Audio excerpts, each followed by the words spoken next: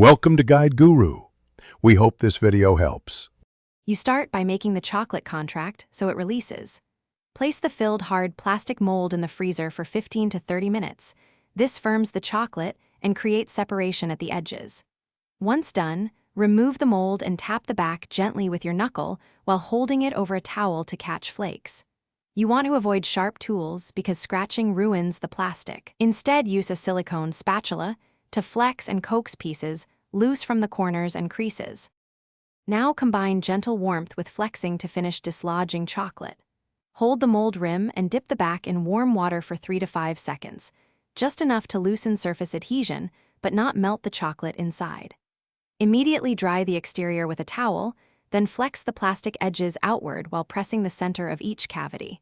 That inward pressure helps pop the piece free.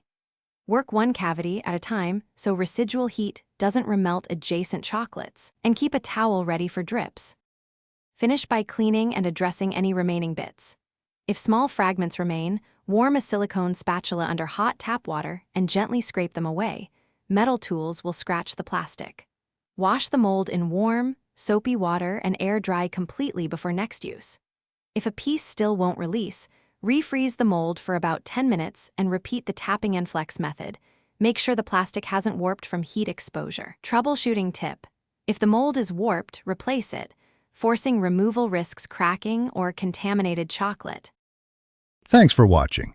Consider subscribing if we helped you today.